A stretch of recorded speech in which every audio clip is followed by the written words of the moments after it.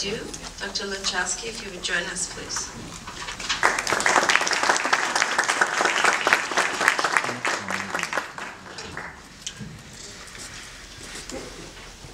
Good morning, ladies and gentlemen.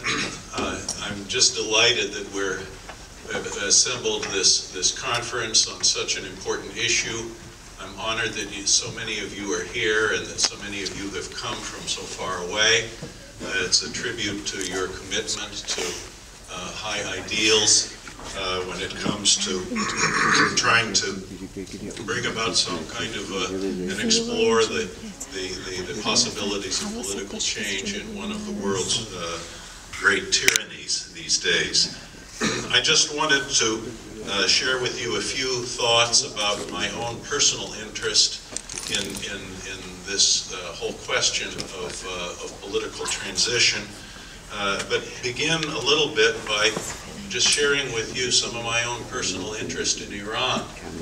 As it happens, my mother had spent 2.5 years in the Soviet Gulag archipelago as a political prisoner, and she, after 2.5 years, having almost starved to death, she made her way across Central Asia with a girlfriend and ended up in Iran, along with a lot of other Polish prisoners who had been deported by the Stalin regime.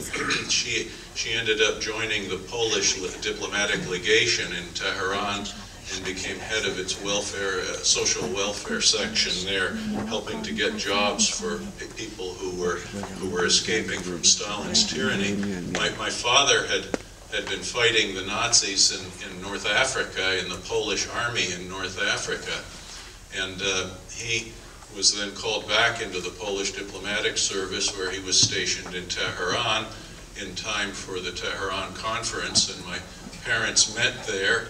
And they were married. They had their honeymoon at the Darbent Hotel, and lived there for the last year and a half or 2 years of the war. And after the Yalta Agreement was signed, and it became clear that there would be no freedom for them in Poland, they came to the United States, and this country offered them opportunity and safe haven and freedom. And one of the reasons why I founded the Institute of World Politics after my government service, I used to be in the State Department and the National Security Council, is that I have a particular appreciation for the form of government that was able to give the kind of freedom and opportunity to people such as my parents and so many others, including many of you who are here in this room. But the principles upon which a government like ours is based are relevant to everybody in the world. As our Declaration of Independence says, all men are created equal and are endowed by their Creator with certain inalienable rights, not just Americans. And I also wanted to just let you know that I've been to Iran a number of times. I have water skied in the Caspian Sea when I was an adolescent. I love Iranian cuisine. I even learned how to drink dukh abali. I love your Persian rice and so many of the other things. I have a little collection of Persian miniatures and Persian carpets. I have books on Persian art and architecture. I have a great affection for the incredibly historic and rich culture of your country, a magnificent and glorious history, and that has made so many contributions to world civilization. And so I wanted you to know that there is something in my own background that has a great affinity with Iran, and my heart weeps when I think about the suffering of so many people that has been going on there ever since. People who didn't care so much about religion, but who cared about their own theocratic tyranny, ended up taking power and manifesting their various corruptions over the past couple of decades. There are many Iranians who have had problems with American involvement in that part of the world. I have some sympathy for that. People like to mind their own business.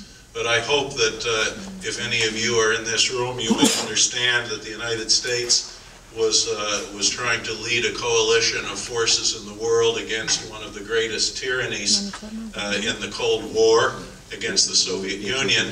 And of course, Iran was long the object not only of imperial Russia and its desires to get a warm water port so that they could dip their toes in the warm waters of the Persian Gulf, but during the Soviet period there were numerous attempts to perpetrate a communist takeover in Iran. The attempt to set up the so-called Republic of Gilan in 1921, the attempt to set up the Autonomous Republic of Azerbaijan in 1946, and the constant efforts of subversion, the support of the Tudeh party, and I happen to believe and have very good reason to know, because I was exposed to some of the governmental sources of information about these things, that there was an enormous amount of Soviet subversion involved that helped actually the Ayatollahs come to power in 1979.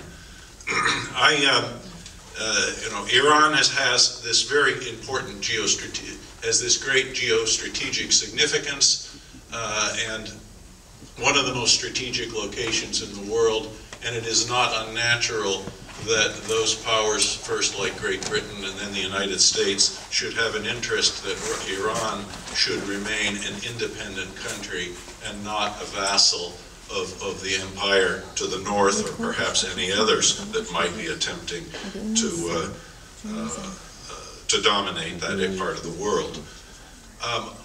Having been a Sovietologist, having served as Ronald Reagan's Soviet affairs advisor in the White House for 4 years, I was involved in the political war to try to overthrow and bring about the government, and to bring about political change within, peaceful political change within the Soviet Union. And I wanted to give you just very briefly one or two some reflections of the lessons of that particular situation for those who would try to bring about political change in Iran. The central fact of political life in Iran today is the illegitimacy of the regime. And when regimes are there without the consent of the governed, they have one fundamental problem, and that is fear of their own people. And when you're afraid of your own people, you set up an internal security system to deal with that, which involves everything from ideological type thought control to the informants and all of the other more material elements of internal security systems. Regimes like this fear truth. They base so much of their rule on organized falsehood. The lie conceals errors of the regime, crimes of the regime. It serves as a vehicle to enforce political conformity. Regimes like this fear alternative ideas, and particularly they fear the ideas of those who would argue for a political system based on the consent of the governed, because these are ideas that can inspire internal resistance. A key element of the internal security system of tyrannies like this is that they have to induce people into a psychological sense of futile resignation, where people believe that resistance to the tyranny is futile, and so why even try? A huge part of our strategy in the Reagan administration was a strategy of public diplomacy. Yes, there was a military buildup. Yes, there was support of anti-communist movements. Yes, there was the support of, the Mujahideen in Afghanistan. Yes, there were the efforts to deprive them of technology and lower the oil prices so that they would get less hard currency. All of that's true. But ultimately, none of those things fully explain why hundreds of thousands of people would take to the streets in Moscow and many of the other Union republics of the Soviet Union to demand political change. People were able to do that when they became emboldened, when they developed the courage to go out and do these things. And this was developed partly because people were finally given to believe, because of leadership, I believe, in the West. I think part of it had to do with the appearance of a Polish Pope in Poland, that they should not be afraid, and that they were